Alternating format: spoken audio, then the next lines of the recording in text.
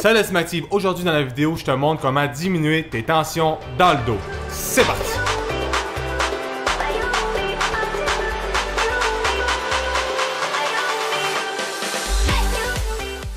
Salut, c'est Antoine, finissant en kinésiologie et cofondateur de La Voix Active. J'espère que vous allez bien. Sur nos réseaux sociaux, on parle de nutrition, d'activité physique et également, on partage des entraînements. Donc, si tu veux rien manquer, considère à t'abonner. Donc, on passe au premier conseil qui est de plier ses genoux. Pourquoi? Bien, c'est pour éviter de courber le dos. Donc, quand tu fais un mouvement comme ça, bien, ça devient plus complexe de garder le dos droit. Donc, on a tendance à se courber pour atteindre notre objet au sol. Donc, comment tu fais? Ben, si l'objet n'est pas trop lourd et est complètement au sol, ben, vas-y avec la fente arrière en pliant une jambe derrière, puis remonte en forçant avec tes jambes. Évite de faire des bébés fentes, ça risque de mettre beaucoup de tension sur tes genoux, donc augmenter les risques de blessures. Si ton objet est petit et léger, bien, tu peux faire l'arabesque. L'arabesque, ça consiste à se plier sur une jambe en équilibre tout en gardant le ballon avec ta jambe et ton bras opposés. Si tu dois prendre un objet au sol qui est pas trop bas, mais qui est quand même lourd, ben ce que tu peux faire, c'est de plier tes deux genoux pour te pencher comme ça, qui consiste à faire un squat ou un demi-squat. Le conseil numéro 2, c'est de sortir ses fesses. Pourquoi? Bien, c'est encore pour avoir le dos droit, qui va réduire la pression sur ta colonne, donc qui va te permettre de pouvoir engager les muscles des fessiers, qui est considéré comme un des muscles les plus forts du corps. Donc si tu te penches comme ça, sans sortir les fesses, bien, tu vas observer que c'est vraiment plus ton bas du dos qui va travailler. Tandis que si tu te penches comme ça, en sortant les fesses, bien, tu vas voir que la distribution de la charge est entre tes jambes et ton dos, donc ce n'est pas seulement ton dos qui va travailler, mais également tes jambes. Alors, comment tu fais pour bien sortir les fesses? Bien, en fait, c'est de pousser tes fesses vers l'arrière, mais aussi de les incliner, comme si tu voulais t'asseoir sur une chaise qui était derrière toi.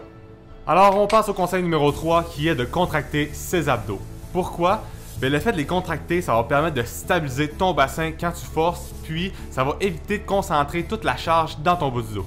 Donc si tu plies les genoux, sors les fesses puis tu contractes les abdos, tu es bien parti pour diminuer la tension dans ton bas du dos et forcer efficacement. Puis là, tu vas me demander comment je fais pour contracter mes abdominaux tout en sortant mes fesses. Bien, ce que tu veux faire, c'est rentrer ton nombril vers la colonne sans nécessairement te replier en petite crevette. Alors, on contracte comme ça plutôt que de cette façon. C'est important de renforcer ses abdos, mais il faut savoir comment bien les utiliser dans les mouvements qu'on fait quotidiennement. Le conseil numéro 4, c'est de garder les bras près de son corps. Pourquoi?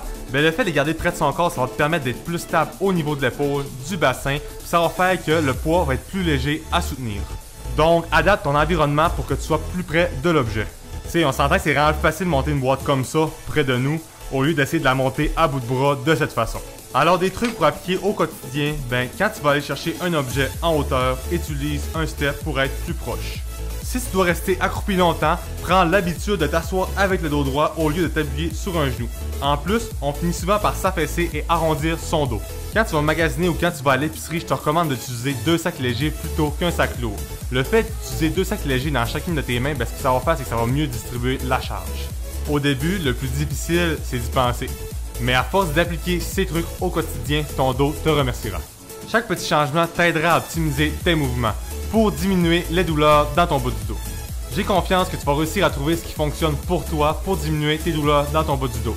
Je te laisse sur la question du jour qui est, toi, quel conseil penses-tu appliquer? Réponds-nous dans les commentaires. Merci d'avoir regardé la vidéo. Si tu as aimé le contenu, n'hésite pas à liker, partage pour en faire profiter à ton entourage et abonne-toi pour ne manquer aucun contenu. On se revoit dans une prochaine vidéo et sur ce, je vous dis bon entraînement!